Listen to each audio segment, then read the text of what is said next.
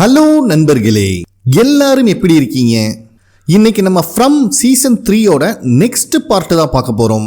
5வது எபிசோடோட ஸ்டார்டிங்ல கடைசியா மொட்டையன் சாகல உயிரோட இருக்கான்னு தெரிய வந்திருக்கும். அதனால டோனாவும் ஹீரோவும் தான் மொட்டையனை காலனி ஹவுஸ்குள்ள கூப்பிட்டு வராங்க.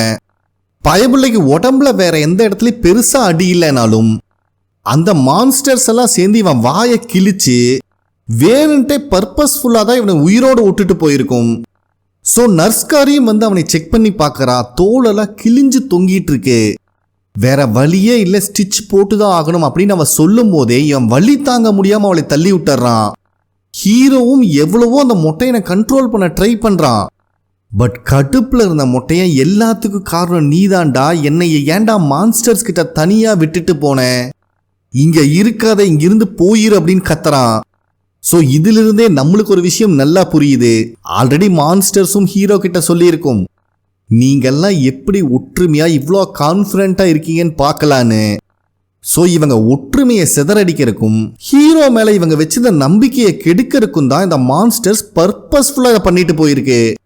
நெக்ஸ்ட் டே ஹீரோவும் சோகமாக நின்று இதை பற்றி யோசிச்சு பார்த்துட்டு இருக்கும் போது ஜேடு, அசிஸ்டன்ட்காரன் கிறிஸ்டி 3 பேர் அங்கே வராங்க. அப்போதான் கிறிஸ்டிக்கு அடிபட்டு இருக்கிறத ஹீரோ நோட் பண்ணுறான். ஆனால் கிறிஸ்டி அங்கே இருக்கிற ஆம்புலன்ஸை பார்த்துட்டு என்னடா நடந்திருக்கு அப்படின்னு கேட்கும்போது அது பெரிய கதை, அப்புறம் சொல்கிறேன்னு சொல்லிட்டு இருக்கான். அப்போ கரெக்டாக நர்ஸ்காரி வந்து கிறிஸ்டியை உள்ளே கூப்பிட்டு போயிடுறா. டே, இங்கே இருக்கிற மக்களுக்காக ஃபுட்டு தாண்டா எடுக்க போனீங்க, என்னடா வெறுங்கை வீசிட்டு வந்திருக்கீங்க அப்படின்னு ஹீரோ கேட்கும்போது அசிஸ்டன்ட்காரன் வந்துட்டு ஃபுட்டெல்லாம் எடுத்தாச்சு, கூட வந்தவங்க ஸ்டோரேஜ் ரூமில் வைக்க போயிருக்காங்க அப்படின்னு சொல்லிட்டு இருக்கான். அதுக்கப்புறம் ஜேடு ஆம்புலன்ஸை பற்றி விசாரிக்கும் போது தான் மேத்யூவோட ஒய்ஃப் திரும்ப வந்துட்டாங்கன்னு இவன் சொல்கிறான். இதை கேட்குற 2 பேர்த்துக்கும் செம ஷாக் ஆகுது. ஏதோ மரத்து வழியில் லைட் ஹவுஸை போய் ரீச் பண்ணலாமா, சரி விடுங்க, அதை பற்றி இன்னைக்கு ஆஃப்டர்நூன் ஒரு மீட்டிங் இருக்கு, அப்போ பேசிக்கலான்னு சொல்லும் போது ஜேடு அங்கிருந்து தலைதறிக்க ஓட ஆரம்பிக்கிறான். ஹீரோவும் சொல்றத ஃபுல்லா கேட்டுட்டு போடான்னு கத்துறான். அப்ப அசிஸ்டன்ட்காரர் இருந்துட்டு அவனை விட்டு தள்ளு, அவன் ஆல்ரெடி ரொம்ப கன்ஃபியூஷன்ல இருக்க, அவனை யாரும் தடுக்காதீங்கன்னு சொல்லிடுறான். அதே டைம்ல விக்டரோட அப்பா இவரோட சைஸுக்கு மேட்சிங்கா ஏதாவது ஷர்ட் கிடைக்குமான்னு தேடிட்டு இருக்காரு. அப்ப அங்க கரெக்டா டோனாவும் வந்துடுறாங்க. டோனா இருந்துட்டு இந்த காலனி ஹவுஸ்ல இருக்கிறது எல்லாமே பொதுவானது தான், உங்களுக்கு எது பிடிக்குமோ அதை எடுத்து யூஸ் பண்ணிக்கோங்க, உங்க பையன் விக்டரை கூப்பிட்டு வரக்கு ஆள் அனுப்பியிருக்கான், அவன் சீக்கிரம் வந்துடுவான் அப்படின்னு சொல்றாங்க. இவர் வேற ரொம்ப வருஷம் கழிச்சு அவர் பையனை பார்க்க போறாரு. அதனால அவன் என்னை பார்க்கும் போது நான் கொஞ்சம் நல்லா ட்ரெஸ்ஸிங் பண்ணியிருக்கணும்னு நினைக்கிறேன் அப்படின்னு சொல்றாரு. டோனாவும் இதுக்கு ஏன் கவலைப்படுறீங்க, இதை விட சூப்பர் ட்ரெஸ் எல்லாம் உள்ள இருக்கு, வாங்க எடுத்துறேன்னு கூப்பிட்டு போறா. அதே டைம்ல சாரா விக்டர் கிட்ட அந்த ஜாஸ்பர் பொம்மை டனல்ல தானே இருக்குன்னு சொன்ன, அப்புறம் ஏன் காலனி ஹவுஸுக்கு கூப்பிட்டு போயிட்டு இருக்கேன்னு கேட்கும்போது, நீ நினைக்கிற மாதிரி எடுத்தோம் கவுத்தோன்னு டனல்குள்ளே போக முடியாது, அதுக்கு சில சப்ளைஸ் எல்லாம் தேவை, அது என் ரூமில் இருக்கு, நான் போய் எடுத்துட்டு வரேன்னு சொல்லிட்டு காலனி ஹவுஸ்குள்ளே தான் வரான். கூடவே சாராவும் வரா. அப்போ அந்த பஸ்ஸில் வந்த லேடி அங்கே இருக்க பிளட்டை க்ளீன் பண்ணிட்டு இருக்காங்க. இதை பார்க்கும் போதே தெரிஞ்சிருது நேற்று நைட் ஏதோ பெரிய சம்பவம் நடந்திருக்குன்னு. ஆனால் அங்கே இருக்கிற அத்தனை பேர் சாராவை தான் வித்தியாசமாக பார்க்குறாங்க. இவனுக்கு திருந்தா மாட்டானுங்க குமார், சரி நான் வெளியே வெயிட் பண்ணுறேன், நீ போய் சப்ளைஸ்லாம் எடுத்துட்டு வான்னு சாரா வெளியே போயிடுறா. கரெக்டா அப்ப டோனா வந்துடுறாங்க, விக்டரையும் பார்த்துடுறாங்க. ஸோ விக்டர் யாருக்கு அடிபட்டுச்சுன்னு கேட்கும் போது நேற்று நைட்டு நிக்கிங்கிற பொண்ணு இறந்துட்டா, அது மட்டும் இல்லாம மொட்டை எனக்கு வாய் கிழிஞ்சிருச்சு அப்படிங்கிற விஷயத்த சொல்லிட்டு கொஞ்சம் தனியாவான்னு விக்டரை கூப்பிட்டு போய் மேத்யூவோட ஒய்ஃப் திரும்ப வந்துட்டாங்கன்னு சொல்றாங்க. இதை கேட்குற விக்டருக்கே ஷாக் ஆகுது. அவங்க கூட இன்னொருத்தங்களையும் கூப்பிட்டு வந்திருக்காங்க, அது வேற யாரும் இல்லை விக்டர், உன்னோட அப்பா தான் சொல்லும் போது விக்டர் ஒரு நிமிஷம் ஷாக் ஆயிடுறான். அவர் மாடியில தான் இருக்காரு, போய் பாடுறா அப்படின்னு டோனா சொல்றாங்க. ஆனா விக்டர் இருந்துட்டு இல்லை, இதுக்கு பாசிபிளே கிடையாது அப்படின்னு சொல்லி அங்கிருந்து வெளியே ஓடிடுறான். வெளியே தான் சாரா நின்றுட்டு இருக்காளே, என்னடா ஏதோ பொருள் எடுக்க போனா அதுக்குள்ளேயும் வெளியே வந்துட்டு அவன் கேட்கறத மதிக்காம இவன் பாட்டுக்கு ஓடுறான். சாராவும் பின்னாடியே துரத்திட்டு வரா. ஆனா இவ பேசுறது அவன் கண்டுக்கிற மாதிரியே இல்லை. கடுப்பான சாரா, ஏண்டா சிவனேன்னு நான் வீட்டுக்குள்ள உட்காந்துட்டு இருந்தேன், ஏன் வீட்டுக்கு வந்து கதை சொல்றேன்னு என்னை ஒரு டென்ட்டுக்குள்ள ராத்திரியெல்லாம் உட்கார வச்சு இல்லாத பொல்லாத கதையெல்லாம் சொல்லி கடைசியா ஜாஸ்பரை தேடுற நீங்க கூப்பிட்டு வந்து இப்ப நீ பாட்டுக்கு போயிட்டு இருக்கேன்னு கத்தும் போது விக்டர் இருந்துட்டு எங்க அப்பா திரும்பி வந்துட்டாங்கன்னு டோனா சொன்னா அப்படிங்கிற விஷயத்த சொல்றான். சாராக்கெல்லாம் என்ன பேசுறதுன்னே தெரியல. நம்ம ஜாஸ்பரை பத்தி அப்புறம் பார்த்துக்கலாம், இப்ப நீ வீட்டுக்கு போன்னு அனுப்பி வச்சிடறான். நெக்ஸ்ட் சீன்லயே வீட்டுக்கு வந்த மேத்யூவோட ஒய்ஃப் நடந்த விஷயத்தை எல்லாத்துக்கிட்டையும் எக்ஸ்பிளைன் பண்ணிட்டு இருக்கா. நான் அந்த மந்திர மரத்துக்குள்ள போனதுக்கு அப்புறம் தான் என்னால லைட் ஹவுஸை ரீச் பண்ண முடிஞ்சுது. அதுக்கப்புறம் கண்ணை முழிச்சு பார்த்தா ஹாஸ்பிட்டல்ல இருந்தேன்.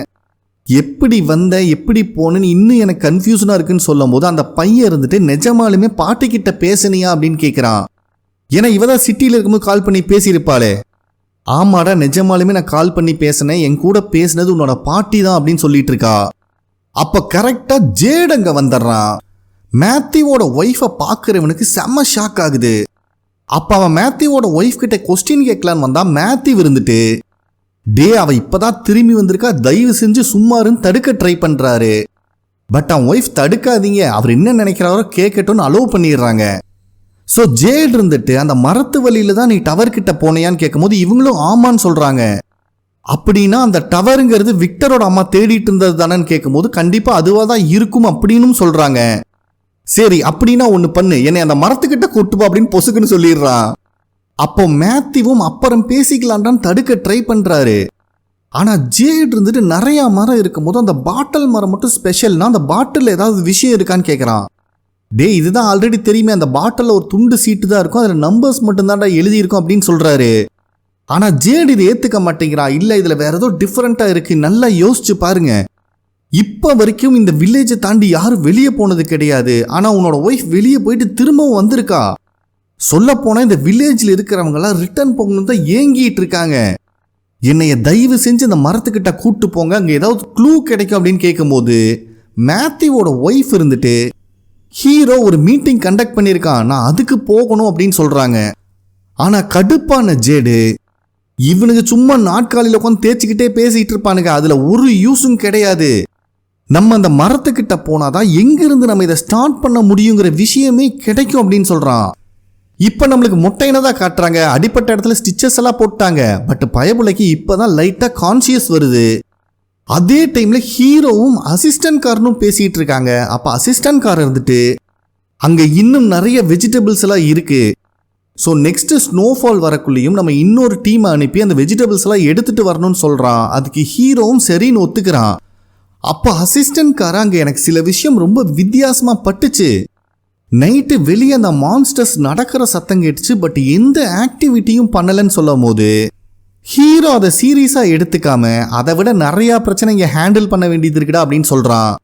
அப்போ உள்ள மொட்டைய முணங்குற சத்தம் கேட்குது இவங்களுக்கு. அசிஸ்டன்ட் கார இருந்துட்டு இந்த மான்ஸ்டர்ஸ் எல்லாம் எதுக்கு இவனை கொல்லாம உயிரோட விட்டுட்டு போயிருக்கும்னு நினைக்கிற அப்படின்னு ஹீரோ கிட்ட கேட்கிறான். அதுக்கு ஹீரோ இவனைய பார்க்கிற எல்லாத்துக்குமே பயம் வரணும், சூரியன் உதயமானதுக்கு அப்புறம் நம்ம சேஃபா இருக்கோம்னு நினைச்சிட்டு இருக்கோம், மகனுகளா ராத்திரின்னு ஒன்று வரும், அதுக்கு நாங்களும் வருவோண்டா கூடையே அப்படிங்கிற மெசேஜ் சொல்றதுக்காக தான் இவனை இப்படியே விட்டுட்டு போயிருக்கேன்னு நினைக்கிறேன் அப்படின்னு ஹீரோ சொல்றான். அதே டைம்ல கிறிஸ்டிய நர்ஸ்காரி செக் பண்ணி பார்த்துட்டு பெருசா எந்த காயமும் கிடையாது, ரெஸ்ட் எடுத்தா சரியா போயிருன்னு சொல்லிக்கிட்டே நேத்து நைட்டு நிக்கிங்கிற ஒரு பொண்ணோட உடம்புல புல்லட் இறங்கிருச்சு, நான் கஷ்டப்பட்டு அந்த புல்லட்டையும் ரிமூவ் பண்ணிட்டேன், பட் இன்டர்னல் ப்ளீடிங் அதிகமா இருந்தனால கொஞ்ச நேரத்திலேயே அவ இறந்துட்டான்னு சொல்லி ஃபுல் அப்செட்ல அவ இங்கிருந்து கிளம்ப பாக்குறா.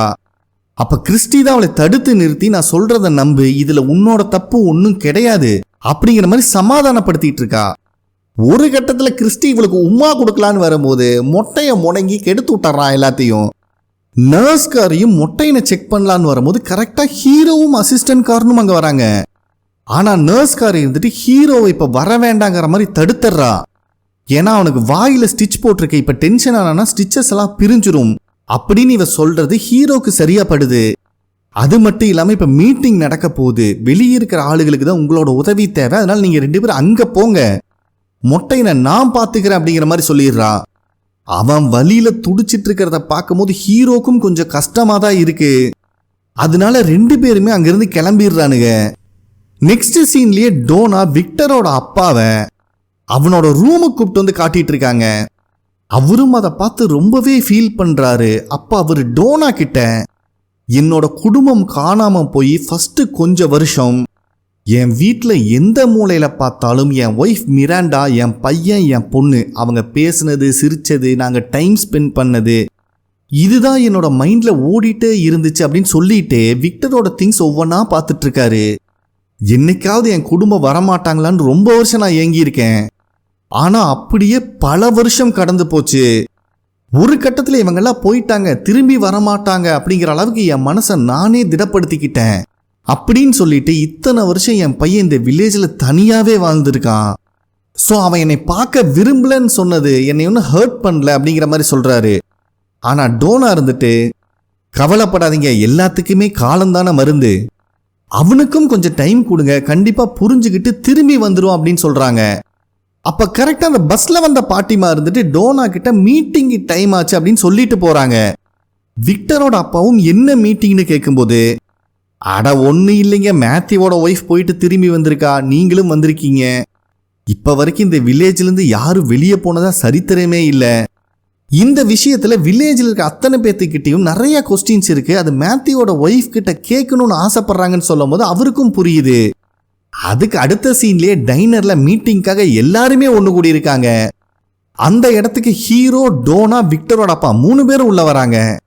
ஸோ மீட்டிங் ஆரம்பிக்கிறதுக்கு முன்னாடியே ஹீரோ அங்கே இருக்கிற அத்தனை பேர்த்துக்கிட்டையும் உங்களுக்குள்ள நிறைய கேள்விகள் இருக்குன்னு எனக்கும் புரியுது, ஆனால் மேத்யூவோட ஒய்ஃபும் நிறைய கஷ்டங்களை தாண்டி தான் இங்கே வந்திருப்பா, ஸோ எல்லாருமே பார்த்து பேசுங்கன்னு சொல்ல ட்ரை பண்ணுறான்.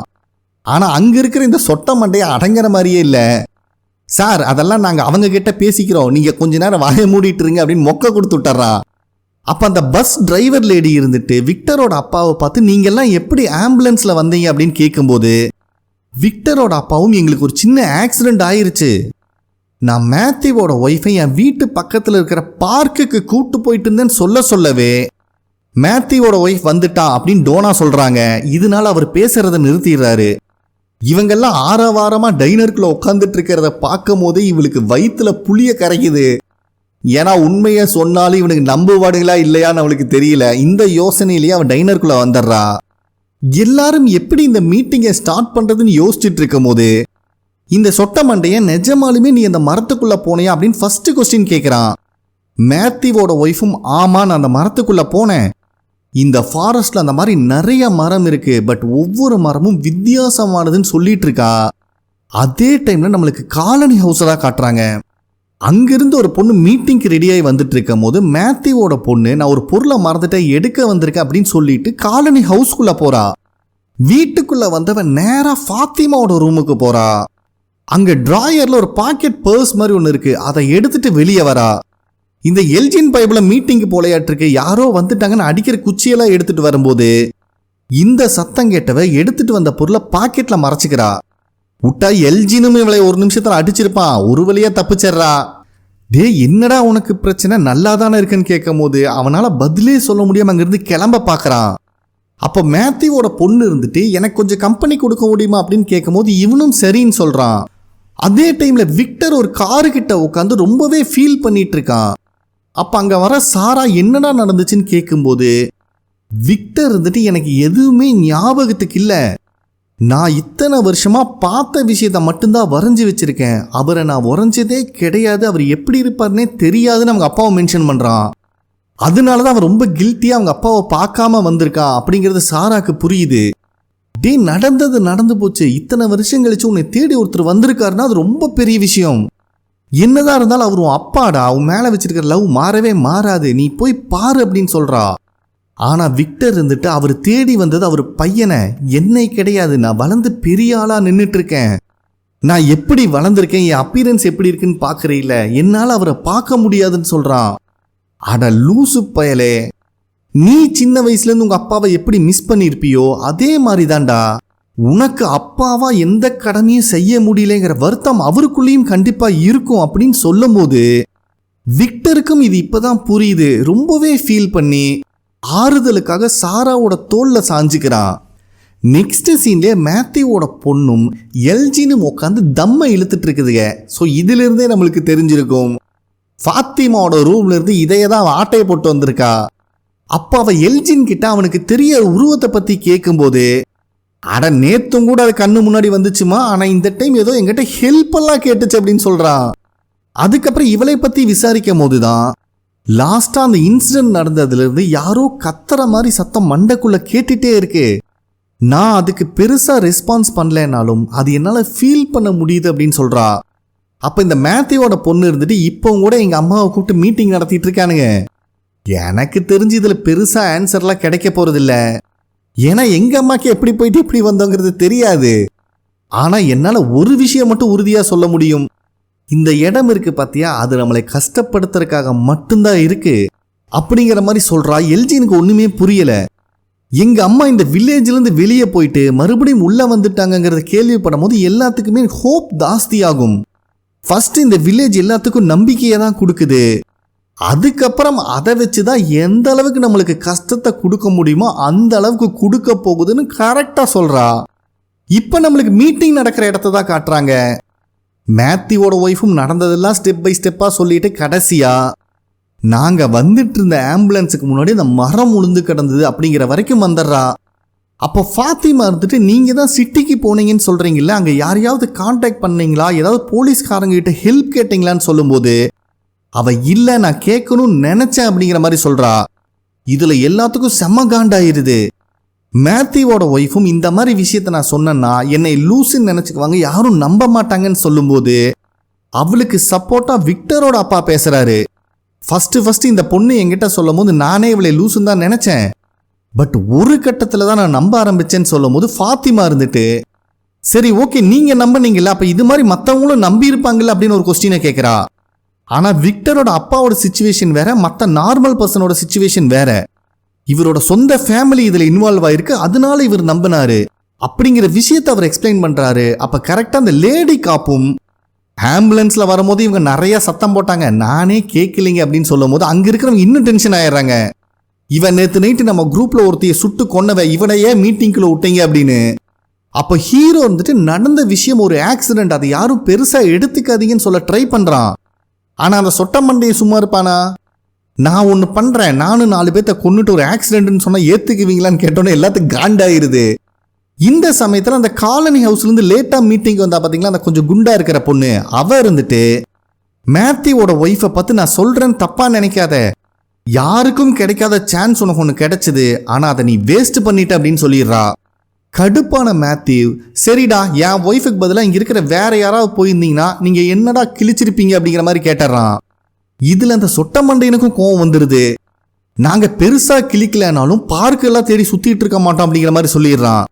ஏன்னா இவங்க மீட்டிங்க்கு வரக்கு முன்னாடி விக்டரோட அப்பா நாங்கள் 2 பேரும் பார்க்கு கிட்ட போயிட்டு இருக்கும்போது ஒரு ஆக்சிடென்ட் ஆயிடுச்சுன்னு சொல்லியிருப்பாரு.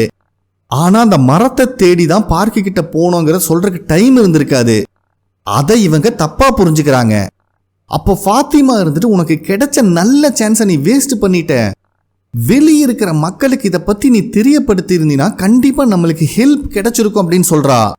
கடுப்பான மேத்யூவோட ஒய்ஃபு நான் சொன்னதை நம்பினது ஒரே ஒரு ஆள், அந்த ஆளு இப்போ இங்கே தான் கிடக்கிறாரு பாருங்கன்னு விக்டரோட அப்பாவை கையை காட்டி விட்டுறா. சரிப்பா இந்த ஆப்பர்ச்சுனிட்டி உங்களுக்கெல்லாம் கிடைச்சிருந்தா என்னை விட நல்லாவே யூஸ் பண்ணியிருப்பீங்கன்னு எனக்கு புரியுது, நான் தான் வேஸ்ட் பண்ணிட்டேன், இதுக்கு மேலே நீங்கள் கேட்குற கேள்விக்கெல்லாம் என்கிட்ட பதிலே இல்லை அப்படின்னு சொல்லிட்டு அவ பாட்டுக்கு போயிடுறா.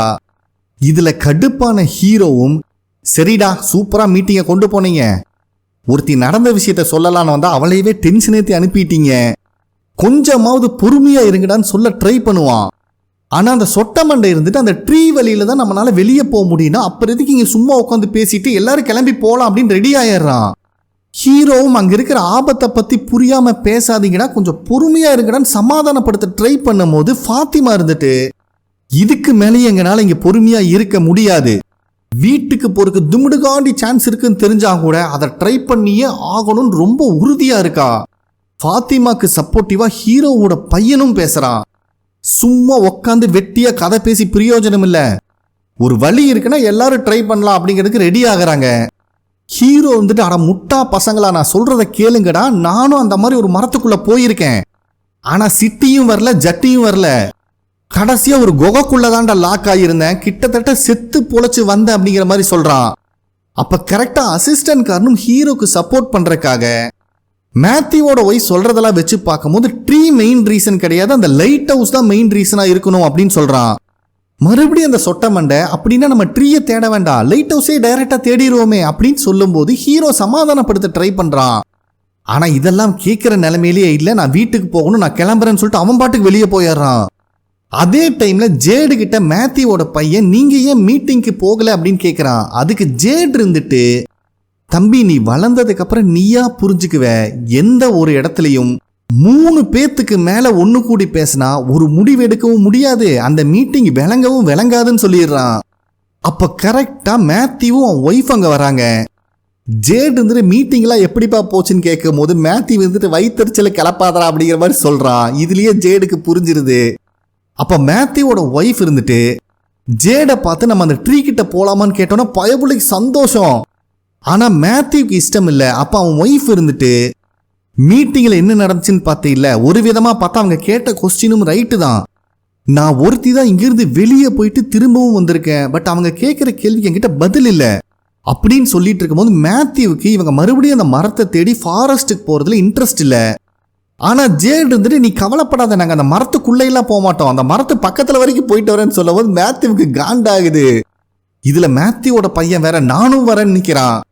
கடுப்பான மேத்யூ அவன் ஒய்ஃபை தனியா கூப்பிட்டு வந்து, நான் சொல்றத ஃபர்ஸ்ட் புரிஞ்சுக்கோ, நீ இறந்துட்டேன் நான் மட்டும் இல்லை, நம்ம குழந்தைங்க வரைக்கும் நினைச்சிட்டு இருந்தாங்க, இப்ப மறுபடியும் நீ அந்த மரத்தை தேடி போறது ரொம்ப ரிஸ்க் அப்படின்னு சொல்லும் போது அவன் ஒய்ஃப் இருந்துட்டு நீ கவலைப்படாத, நான் மரத்துக்குள்ள போக மாட்டேன், அந்த மரம் எங்க இருக்குன்னு நான் ஜேடு காட்டிட்டு வரேன் அப்படிங்கிற மாதிரி சொல்றா.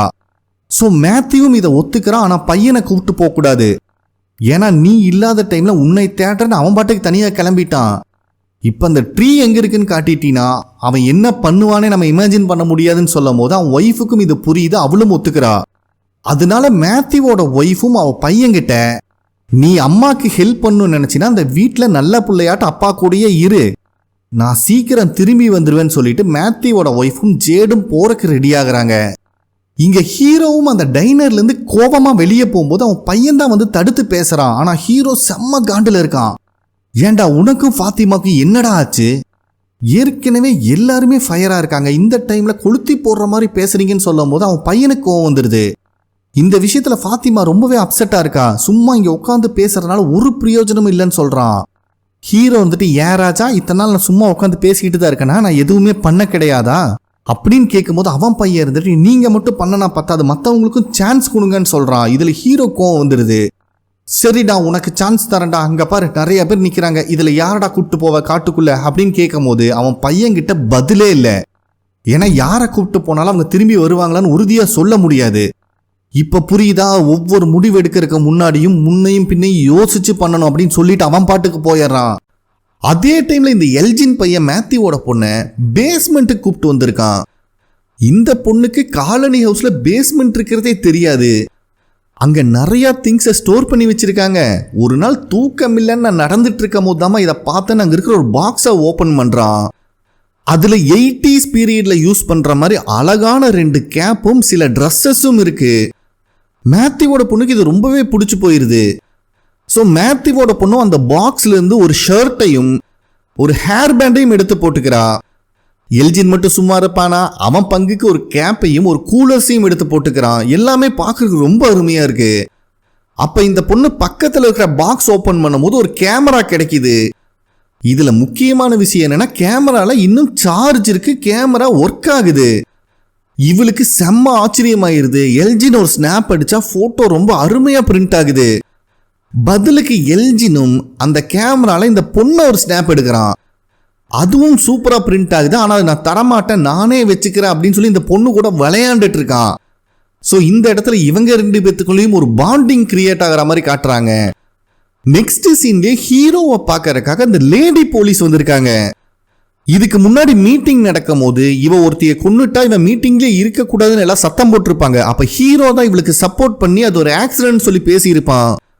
அதுக்கு தேங்க்ஸ் சொல்லிட்டு இப்ப இந்த டவுன்ல இருக்கிறவங்கலாம் அந்த மரத்துக்கிட்ட போறத பத்தி தான் யோசிச்சுட்டு இருக்காங்க. அதுல இருந்து அவங்கள டைவர்ட் பண்ணணும்னா அவங்க போக்கஸை வேற எதுலயாவது நம்ம திருப்பணும்னு ஒரு ஐடியா கொடுக்கறா. ஆனா ஆல்ரெடி கடுப்புல இருந்த ஹீரோ நீ இந்த டவுனுக்கு வந்து ஒரு நாள் தாமா ஆச்சு, ஆல்ரெடி நீ ஒரு பொண்ணை கொன்னு இருக்க, 2 பேர்த்த ஆம்புலன்ஸ்ல அனாதையா விட்டுட்டு போயிட்ட, அதுல ஒருத்திய ஹேண்ட் கஃப் போட்டு விட்டுட்டு போயிருக்க, அதனால நீ எனக்கு அட்வைஸ் பண்ற வேலையெல்லாம் வச்சுக்காத, இதுக்கு மேல உன்னால யாருக்கும் பிரச்சனை வராம பாத்துக்கிட்டா போதும் அப்படின்னு கத்தி விட்டுறான். அதனால பாவம் இவனுக்கு ஐடியா கொடுக்க வந்த அந்த லேடி போலீஸும் அப்செட் ஆகி அங்கிருந்து போயிடுறாங்க. மீட்டிங் முடிச்சுட்டு எல்லாம் ரிட்டர்ன் வந்துட்டு இருக்கும் போது ஃபாத்திமா காலனி ஹவுஸ்க்கு வராம வேற எங்கேயோ டைவர்ட் ஆகி போறத ஹீரோவோட பையன் பார்த்து அவனும் ஃபாலோ பண்ணிட்டு வரான். இந்த செடியெல்லாம் பிளான்ட் பண்ணி வைப்பாங்க பார்த்தீங்களா, அந்த மாதிரி இடத்துக்கு வந்தவ அங்க அந்த அழுகி போன காய்கறி எடுத்து மறுபடியும் சாப்பிட ஆரம்பிக்கிறா. கரெக்டா ஹீரோவோட பையன் வர சத்தம் கேட்ட உடனே சாப்பிட்டதெல்லாம் அங்கேயே வச்சுட்டு ஒரு வழியா சமாளிச்சிட்றா. அப்ப இவனும் அவளுக்கு ஆறுதலா பேசும்போது ஃபாத்திமா இருந்துட்டு, உங்களாலையெல்லாம் எனக்கு ஹெல்ப் பண்ண முடியாதுடா, நான் எவ்வளோ பெரிய பிரச்சனையில் இருக்கேன்னு தெரியுமான்னு சொல்லி அந்த பக்கெட்டை வெளியெடுத்து காட்டினா எல்லா காய்கறியும் அழுகி கிடக்குது. அப்போ ஃபாத்திமா இருந்துட்டு, ஏதோ எனக்கு சரியா படலை, உள்ள இருக்கிற குழந்தை சரியில்லையோன்னு எனக்கு தோணுது அப்படின்னு ஃபீல் பண்றா. நெக்ஸ்ட் சீன்லயே விக்டரோட அப்பா அண்ணாந்து பார்த்து எதையோ சீரியஸா ரொம்ப யோசிச்சுட்டு இருக்காரு. அப்ப கரெக்டா அங்க வர மேத்யூவோட பையன், அங்க என்ன தெரிகிறது அப்படின்னு கேட்ட உடனேயே, இங்க மோட்டல் இருக்கிறதா இவ்வளோ பெரிய போர்டு வச்சிருக்காங்க, பட் மோட்டலை காணமே அப்படின்னு சொல்லும் போதுதான் இந்த பையனுக்கும் புரியுது, இத்தனை நாளா வில்லேஜில் இருக்கும் அந்த மோட்டல் எங்கடா அப்படின்னு. ஸோ விக்டரோட அப்பாவுக்கும் இப்பதான் தெரியுது மேத்யூவோட பையன் தான் இவன் அப்படின்னு. இந்த பையனும் எங்க அம்மாவை பத்திரமா திருப்பி கூப்பிட்டு வந்ததுக்கு ரொம்பவே தேங்க்ஸ்ன்னு அவர்கிட்ட சொல்லிட்டு, நான் அங்க இருக்கிற ஆடு மாடுகளுக்கெல்லாம் சாப்பாடு வைக்க போறேன், நீங்களும் வரீங்களான்னு அவரை கூப்பிட்டுட்டு போறான். விக்டரோட அப்பா போறதுக்கு முன்னாடியும் கூட மறுபடியும் அந்த போர்டையே தான் பார்த்துட்டு போறாரு. அதுக்கப்புறம் அந்த பையன், உங்க மகன் விக்டரை பார்த்துட்டீங்களான்னு கேட்கும் போது, இல்லப்பா என்னை பார்க்கறதுல அவனுக்கு இஷ்டம் இல்லையாட்டிருக்கு, ஏன்னா அவன் காலனி ஹவுஸுக்கு வந்திருக்கான், நான் இருக்கேன்னு தெரிஞ்ச உடனே அந்த இடத்துல இருந்து ஓடி போயிட்டான் அப்படிங்கிற மாதிரி சொல்றாரு. அதுக்கு மேத்யூவோட பையனும், நீங்க தப்பா நினைக்காதீங்க, சில டைம் விக்டர் அப்படிதான் பிஹேவ் பண்ணுவான், ஆனா யாரையுமே இன்டென்ஷனா ஹர்ட் பண்ண மாட்டான்னு சொல்லும் போதுதான் இவருக்கு புரியுது மேத்யூவோட பையனும் விக்டரும் நல்ல க்ளோஸ் ஃப்ரெண்ட்ஸா இருக்காங்க அப்படின்னு. அப்ப இவரும், பரவாயில்லையப்பா என் பையனை பத்தி நிறைய விஷயம் தெரிஞ்சு வச்சிருக்கேன்னு சொல்லும் போது, அவன் என்னோட பெஸ்ட் ஃப்ரெண்டு, ஆனா சில சமயம் என்னை அவன் ஃப்ரெண்டு இல்லைன்னு சொல்லி கோவப்படுவான், அந்த டைம்ல அவன் ரொம்ப பயந்துருப்பான் அப்படின்னு சொல்றான். இதை கேட்கிற இவருக்கு ஆச்சரியமாயிருது, எதுக்கு விக்டர் பயப்படணும்னு கேட்கும்போது, இந்த டவுன்ல அவன் யார் யாரையெல்லாம் லவ் பண்ணானோ, யார் யாரெல்லாம் அவனுக்கு ரொம்ப க்ளோஸா இருந்தாங்களோ அவங்க எல்லாருமே இறந்து போயிட்டாங்க, ஒருவேளை அவன் கூட பழகிறனால நானும் இறந்து போயிடுவேன் அவன் பயப்பட்டான் அப்படிங்கிற விஷயத்தை அவன் சொல்றான். அதே டைம்ல விக்டர் கிட்ட சாரா இருந்துட்டு, நான் உனக்கு துணைக்கு காலனி ஹவுஸ் வரைக்கும் வரேன் அப்படின்னு சொல்லி வந்துட்டு இருக்கும் போது விக்டர் ஸ்டன் ஆகி நின்னுறான். என்னடான்னு பார்த்தா விக்டரோட அப்பாவும் மேத்யூவோட பையனும் அங்கதான் பேசிட்டே போயிட்டு இருக்காங்க. சோ இந்த பையனும் விக்டரை பார்த்தர்றான். அவங்க அப்பா கிட்ட, இங்க பாருங்க அங்க நிக்கிறது தான் விக்டர் உங்க பையன் சொல்லிடுறான். யோசிச்சு பாருங்க, சின்ன வயசுல தொலைஞ்சு போன பையனை 30-40 வருஷம் கழிச்சு பார்த்தா அவரோட சிச்சுவேஷன் எப்படி இருக்கும். மனுஷன் ஸ்டன் ஆகி நின்றுட்டு இருக்காரு. விக்டரும் பேச்சு மூச்சு இல்லாம நிக்கிறான். அப்ப சாரா இருந்துட்டு, டே எல்லாமே நல்லதுக்கு தான் அங்க நிக்கிறது உன்னோட அப்பா தான், போய் பாருன்னு கம்ஃபர்ட் பண்ணி அனுப்பி வைக்கிறா. அவரும் பக்கத்துல வந்து விக்டர்னு சொன்ன உடனே பைபிள ஓவரா எமோஷன் ஆயிடுறா. ஒரு வழியா அப்பாவும் மகனும் ஹக் பண்ணிக்கிறாங்க. அப்ப விக்டர் இருந்துட்டு அழுதுகிட்டே, என்னைய மன்னிச்சிருங்கப்பா, எனக்கு வீட்டுக்கு வரக்கு வழி தெரியல, அதனாலதான் நான் வீட்டுக்கு வரலன்னு சொல்லி ரொம்ப ஃபீல் பண்ணி அழுகிறான். அதே டைம்ல ஹீரோ பஸ்ல இருக்கிற மொட்டையனோட திங்ஸ் எல்லாம் பார்த்துட்டு இருக்கான். ஏன்னா அவனை தனியா மான்ஸ்டர்ஸ் கிட்ட விட்டுட்டு வந்ததுலேருந்து பைபிள ரொம்ப கில்ட்டியா ஃபீல் பண்றான். அப்ப கரெக்டா அந்த டிரைவர் லேடி அங்க வந்துடுறாங்க. சாரிப்பா, நடந்த மீட்டிங்ல உனக்கு சப்போர்ட்டிவா பேச முடியலன்னு சொல்லும்போது ஹீரோ இருந்துட்டு, அதை பத்திலாம் கவலைப்படாம எல்லாத்துக்குமே பேசுறதுக்கு எல்லா உரிமையும் இருக்கு அப்படின்னு சொல்றான். இவன் இப்படி பேசுறத கேட்ட உடனே அந்த லேடிக்கு அவங்க சிஸ்டர் ஞாபகம் தான் வருதாமா. ஏன்னா என் சிஸ்டரும் உங்களை மாதிரிதான் எல்லாமே கரெக்டா பண்ணணும்னு நினைப்பா, கடைசியில எல்லாமே தப்பு தப்பா முடியும் அப்படின்னு சொல்றா. ஹீரோவே ஒரு நிமிஷம் ஸ்டன் ஆயிடுறான். இவன் நல்லது சொல்றாளா இல்ல நம்மளை அவமானப்படுத்துறாளா அப்படிங்கிறதே அவனுக்கு புரியல. அப்ப அந்த லேடி இருந்துட்டு, இந்த டவுன்ல இருக்கிறவங்களாம் ஆபத்துல சிக்க கூடாதுன்னு நீங்க ரொம்பவே கஷ்டப்படுறீங்க அப்படின்னு எனக்கு புரியுது, நெக்ஸ்ட் டைம் நீங்க எது பண்ணாலும் நான் உங்களுக்கு சப்போர்ட் பண்ணுவேன் அப்படின்னு சொல்லும் போதுதான் ஹீரோ கொஞ்சம் நார்மல் ஆகிறான். நெக்ஸ்ட் சீன்லயே காட்டுக்குள்ள இருக்கிற மேத்யூவோட ஒய்ஃபையும் ஜேடையும் தான் காட்டுறாங்க. இவன் அந்த மந்திர மரத்துல இருக்கிற பாட்டில் ஒன்னொன்னையா எடுக்க ட்ரை பண்ணிட்டு இருக்கான். மேத்யூவோட ஒய்ஃபை எடுத்த பாட்டில் இருந்த பேப்பர்ஸ் எல்லாம் கலெக்ட் பண்ணிட்டு இருக்காங்க. ஆனா அந்த நம்பர்ஸை வச்சு இவங்கனால எதுவுமே கண்டுபிடிக்க முடியல. அப்ப ஜேடு இருந்துட்டு, ஒருவேளை இந்த நம்பர்ஸ் எல்லாம் டேட்டா இருந்தா என்ன பண்றதுன்னு கேட்கும் போது மேத்யூவோட ஒய்ஃப் ஒரு துண்டு சீட்டை கொடுக்குறாங்க. இதுல 2659 இருக்கு, நான் பிறந்ததுலேருந்து இந்த மாதிரி ஒரு டேட்டையே பார்த்ததில்லை அப்படின்னு மொக்க பண்ணி விட்டுறா. என்னடா பண்றது அப்படின்னு கன்ஃபியூஷன்ல உட்காந்துட்டு இருக்கும் போது தான் ஜேடு மேத்யூவோட ஒய்ஃப் கிட்ட உன் கண்ணுக்கு சில குழந்தைங்க தெரியுவாங்கல்ல, அந்த குழந்தைங்களை நான் பார்த்தேன் அப்படின்னு சொல்றான். இதுல அவளுக்கு செம்ம சர்ப்ரைஸ் ஆயிருது. கடைசியா நான் அந்த டனல்குள்ள போனேன், அப்பதான் அந்த குழந்தைங்களையும் பார்த்தேன், இந்த சிம்பிள்ஸும் எனக்கு தெரிஞ்சுது. ஆனா இந்த சிம்பிள்ஸை யாருமே உறைஞ்சி வைக்கல, அங்க இருக்கிற வேர்லயே இந்த சிம்பிள்ஸ் வந்துருந்துச்சு. அது மட்டும் இல்லாம அங்க இருக்கிற குழந்தைங்கள ஒரு சாக்ரிஃபைஸ் ஸ்டோன் மாதிரி ஏதோ ஒன்றுல படுத்துட்டு இருந்தாங்க. ஒரே வார்த்தையை திருப்பி திருப்பி சொல்லிட்டு இருந்தாங்கன்னு சொல்லும் போதே மேத்யூவோட ஒய்ஃப் அந்த வார்த்தையை கரெக்டா சொல்றாங்க, அங்கோயி அப்படின்னு. அப்ப ஜேடும் நம்ம ஏதோ ஒரு விஷயத்தை மிஸ் பண்றோம், இங்கே நடக்கிற விஷயத்தெல்லாம் கனெக்ட் பண்ணி பார்த்தா நம்மளுக்கு ஏதோ ஒரு பேட்டர்ன் கிடைக்கும் அப்படின்னு சொல்லிட்டு இருக்கும் போதே ஒரு வாய்ஸ் கேட்குது. என்னடான்னு திரும்பி பார்த்தா மீட்டிங் நடக்கும் போது அந்த சொட்ட மண்டையன் நான் மரத்தை தேடி போறேன்னு கிளம்புனா பார்த்தீங்களா, அவன் இங்க வந்துடுறான். இவரோட பேர் டேல், இனிமேல் இவரை இப்படியே கூப்பிட்டுக்கலாம். இந்த டேலும் மரத்தை பார்த்துட்டு ரொம்பவே அழகா இருக்கு, பாட்டில் எல்லாம் தொங்க விட்டு நல்லா அலங்காரம் பண்ணியிருக்காங்கப்பா அப்படின்னு சொல்லிட்டு அந்த ஹோல்ஸ்குள்ள போக ட்ரை பண்றாரு. ஜேட் இருந்துட்டு அவசரப்படாதையா, நான் சொல்றதை கேளுன்னு தடுக்க ட்ரை பண்றான். ஆனா அதுக்கு டேல் இருந்துட்டு யாரோ ஒருத்தர் முயற்சி பண்ணி தானே ஆகணும், அது நானா இருந்துட்டு போறேன், சப்போஸ் எல்லாமே நல்லதா போச்சுன்னா கடைசியா எனக்கு தேங்க்ஸ் சொல்லுங்கன்னு சொல்லிட்டு மரத்துக்குள்ளேயும் போயிடுறான். ஜேடும் மேத்யூவோட ஒய்ஃபும் வந்து பார்த்தா அங்க ஆளை காணும். ஸோ பயபுள்ள மறைஞ்சு போயிட்டான். அதே டைம்ல பஸ்ல இருந்து ஹீரோவும் அந்த டிரைவர் லேடியும் வெளியே வரும்போது மக்கள் நிறைய பேர் கத்தி கதற சத்தம் கேட்குது. என்ன நடக்குதுன்னே புரியாம அங்க இருக்கிற ஸ்விம்மிங் பூல் கிட்ட வந்த ஹீரோ ஒரு நிமிஷம் உறைஞ்சு போய் நின்னுறான். பயபுள்ள ஸ்விம்மிங் பூல்குள்ளேயும் இறங்கிடுறான். ஆனா கிட்ட போறதுக்கு ஹீரோவே பயப்படுறான். அந்த மாதிரி ஒரு சம்பவம் நடந்திருக்கு. அங்க இருக்கிறவங்கள கத்தி கதறும் போதுதான் ஸ்விம்மிங் பூல்குள்ள என்ன இருக்குன்னு காட்டுறாங்க. அந்த மந்திர மரத்துக்குள்ள போனாரு பார்த்தீங்களா டேல், அங்க இருக்கிற ஸ்விம்மிங் பூலோட கான்கிரீட் செவருல அவரோட மூஞ்சி கை கால் மட்டும்தான் தெரியுது. பயபுள்ளிய பேக் சைடு இருந்து மொத்தமா செவுத்தோடு சேர்த்து ஒட்டி வச்ச மாதிரி நிக்கிறாரு. கண்டிப்பா அவரை காப்பாத்துறது கஷ்டம், பயபுள்ள ரொம்ப வழியில இருக்காங்கிறது ஹீரோக்கு புரியுது. சரி அவருக்கு நிம்மதியான சாவையாவது கொடுக்கலான்னு ஹீரோ கன்னு எடுக்கும் போது டேலோட வாயில கண்ணுலாம் ரத்தம் வந்து அங்கேயே இறந்து போயிடுறாரு. இத பாக்குற எல்லாருமே ரொம்ப பயந்துடுறாங்க. கடுப்பான ஹீரோ அடுத்தது யார் அந்த மரத்தை தேடி போறீங்க, நான் எவ்வளவோ சொன்னேன், யாருமே என்னோட பேச்ச ஹேருக்கும் கூட மதிக்கல, இனிமேலாவது நம்புங்கடா, நீங்கெல்லாம் நல்லா இருக்கணும் சேஃபா இருக்கணும்னு தான் நான் இவ்வளோ கஷ்டப்பட்டுட்டு இருக்கேன் அப்படின்னு கத்திட்டு இருக்கும் போது டோனா அங்க வந்துடுறாங்க. டேல பாக்குற டோனாலாம் சில மாதிரி நிக்கிறாங்க, அவங்க வாயில வார்த்தையே வரல. ஹீரோக்கும் என்னத்தை சொல்லி சமாதானப்படுத்துறதுனே தெரியல. மொத்த வில்லேஜும் மயான அமைதியில இருக்கு.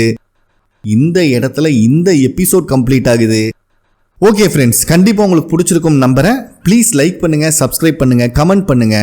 வீடியோ பிடிச்சிருந்தா உங்க ஃப்ரெண்ட்ஸுக்கும் ஷேர் பண்ணுங்க. நெக்ஸ்ட் எபிசோட்ல மீட் பண்ணலாம். நன்றி.